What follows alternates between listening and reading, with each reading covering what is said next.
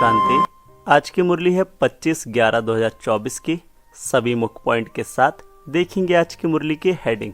बाबा ने कहा, मीठे बच्चे, शांति का गुण सबसे बड़ा गुण है, इसलिए शांति से बोलो, अशांति फैलाना बंद करो।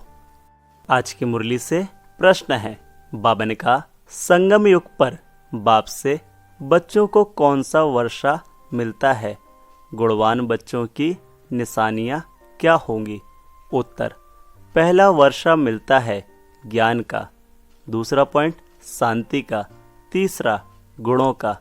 गुणवान बच्चे सदा खुशी में रहेंगे, किसी का अवगुण नहीं देखेंगे, किसकी कंप्लेन नहीं करेंगे, जिसमें अवगुण है उनका संग भी नहीं करेंगे।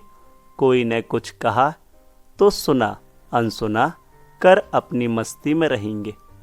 अब आज की मुरली से पहला मुख्य पॉइंट ध्यान से सुनेंगे। बाबा ने कहा, एक तो तुमको बाप से ज्ञान का वर्षा मिल रहा है, बाप से भी गुण उठाना है, और फिर इन चित्रों से अर्थात लक्ष्मी नारायण से भी गुण उठाना है। बाप को कहा जाता है शांति का सागर, तो शांति भी धारण करनी चाहिए। शांति के लिए ही बाप समझाते हैं, एक दो से शांति से बोलो। यह गुण उठाया जाता है। ज्ञान का गुण उठा ही रहे हो। यह नॉलेज पढ़नी है। यह नॉलेज सिर्फ यह विचित्र बाप ही पढ़ाते हैं। विचित्र आत्माएं अर्थात बच्चे पढ़ते हैं। यह है यहाँ की नई खूबी, जिसको और कोई जानते नहीं है।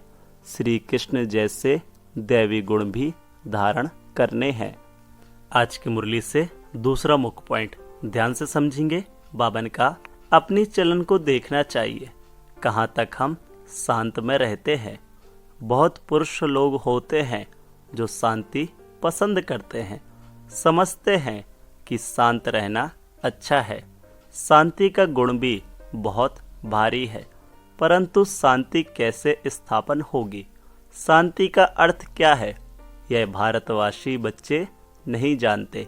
बाप भारतवासियों के लिए ही कहेंगे। बाप आते भी भारत में ही है। अभी तुम समझते हो बरोबर, अंदर में भी शांति जरूर होनी चाहिए। ऐसे नहीं कोई अशांत करे तो खुद को भी अशांत करना है। नहीं, अशांत होना यह भी अवगुण है। अवगुण को निकालना है। हर एक से गुण ग्रहण करना है। अवगुण तरफ देखना भी नहीं चाहिए। आज की मुरली से तीसरा मुख्य पॉइंट है। बाबा ने कहा, यह जिस लौकिक बाप का बच्चा था वह टीचर था। बहुत निर्माण, शांत रहता था, कभी क्रोध में नहीं आता था। जैसे साधु लोग होते हैं तो उन्हों की महिमा की जाती है। भगवान से मिलने के लिए पुरुषार्थ करते रहते हैं ना।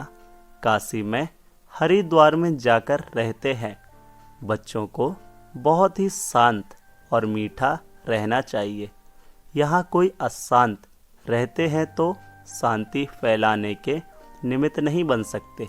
अशांति वाले से बात भी नहीं करनी चाहिए, दूर रहना चाहिए। फर्क है ना, वह बगुले और वह हंस। हंस सारा दिन मोती चुगते रहते हैं, उठते बैठते चलते अपने ज्ञान को सिमरण करते रहो। सारा दिन बुद्धि में यही रहे, किसको कैसे समझाएं, बाप का परिचय कैसे देवे। आज की मुरली से पांचवा मुख्य पॉइंट है। बाबा ने कहा, कोई भी आते हैं तो उनको हद और बेहद के बाप का परिचय देना है, क्योंकि तुमको बेहद के बाप ने आकर अपना परिचय दिया है तो तुम फिर औरों को परिचय देते हो। उनका नाम है शिव बाबा।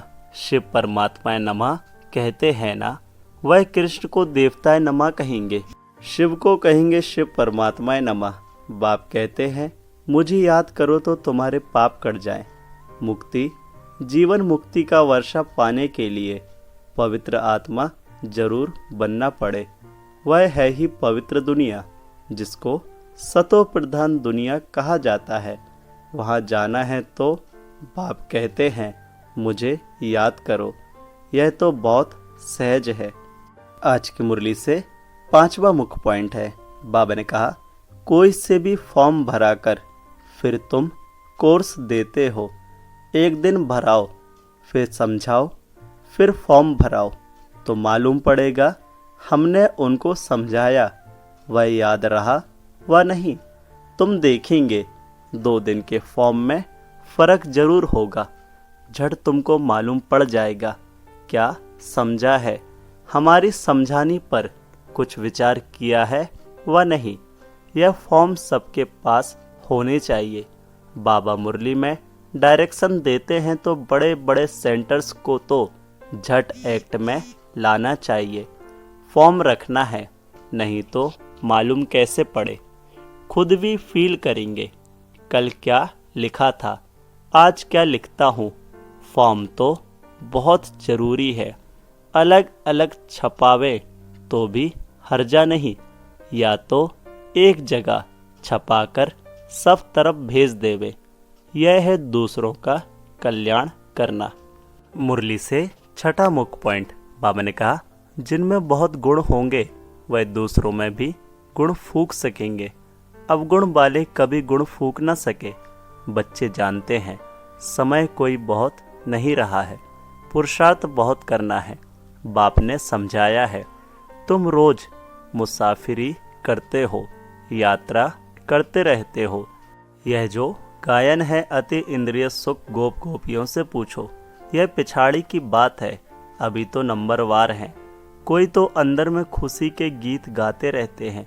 ओहो, परमपिता परमात्मा हमको मिला है, उनसे हम वर्षा लेते हैं। उनके पास कोई कंप्लेन हो ना सके। कोई ने कुछ कहा तो भी सुना अनसुना कर अपनी मस्ती में मस्त रहना चाहिए। कोई भी बीमारी व दुख आदि है तो तुम सिर्फ याद में रहो। यह हिसाब किताब अभी ही चुकतू करना है, फिर तो तुम 21 जन्म फूल बनते हो। आज की मुरली से 7वां मुख्य पॉइंट है। बाबा ने कहा, तुम भी पुरुषार्थ कर रहे हो इन लक्ष्मी नारायण जैसा हर्षित मुख होने के लिए। इनमें ज्ञान तो नहीं है, तुमको तो ज्ञान भी है, तो खुशी रहनी चाहिए, हर्षितपना भी होना चाहिए। इन देवताओं से तुम बहुत ऊंच हो। ज्ञान सागर बाप हमको कितना ऊंच ज्ञान देते हैं। अविनाशी ज्ञान रत्नों की लॉटरी मिल रही है तो कितना खुश रहना चाहिए। यह तुम्हारा जन्म हीरे जैसा गाया जाता है। नॉलेजफुल बाप को ही कहा जाता है, इन देवताओं को नहीं कहा जाता। तुम ब्राह्मण ही नॉलेजफुल हो तो तुमको नॉलेज की खुशी रहती है। एक तो बाप मिलने की खुशी होती है, सिवाय तुम्हारे किसको खुशी हो ना सके। भक्ति मार्ग में हड्डी सुख नहीं रहता है। आज की मुरली से 8वां मुख्य पॉइंट है। बाबा ने कहा, कई बच्चे अपने अनुभव सुनाते हैं। हम बहुत कामी शराबी थे, हमारे में बड़ी चेंज हुई है। अभी हम बहुत प्रेम से रहते हैं, प्रेम के आंसू भी आ जाते हैं। बाप समझाते तो बहुत है, परंतु यह सब बातें भूल जाती हैं। नहीं तो खुशी का पारा चढ़ा रहे। हम बहुतों का कल्याण करें।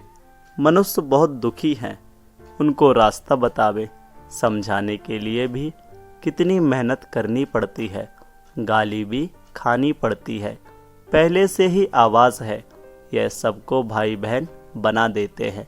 अरे भाई बहन का संबंध तो अच्छा है ना, तुम आत्माएं तो भाई भाई हो, परंतु फिर भी जन्म जन्मांतर की दृष्टि जो पक्की हुई है वह टूटती नहीं है। बाबा के पास तो बहुत समाचार आते हैं।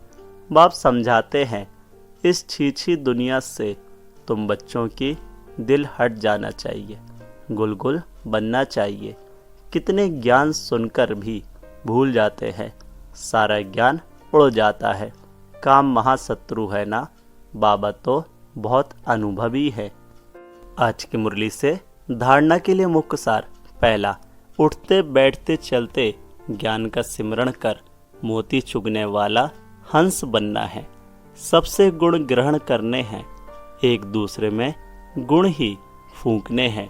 दूसरा, अपना चेहरा सदा खुशनुमा रखने के लिए अपने आप से बातें करनी है। ओहो, हम तो कारून के खजाने के मालिक बनते हैं।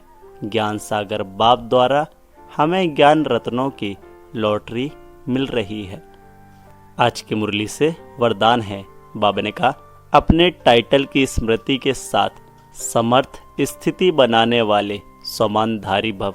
डिटेल है संगम युग पर स्वयं बाप अपने बच्चों को श्रेष्ठ टाइटल देते हैं, तो उसी रूहानी नशे में रहो। जैसा टाइटल याद आए वैसी समर्थ स्थिति बनती जाए। जैसे आपका टाइटल है स्वदर्शन चक्रधारी, तो यह स्मृति आते ही प्रदर्शन समाप्त हो जाए, स्वदर्शन के आगे माया का गला कट जाए। महावीर हूँ, यह टाइटल याद आए तो स्थिति अचल अडोल बन जाए। तो टाइटल की स्मृति के साथ समर्थ स्थिति बनाओ, तब कहेंगे श्रेष्ठ सोमानधारी। आज की मुरली से स्लोगन है, भटकती हुई आत्माओं की चाहना पूर्ण करने के लिए परखने की शक्ति को बढ़ाओ।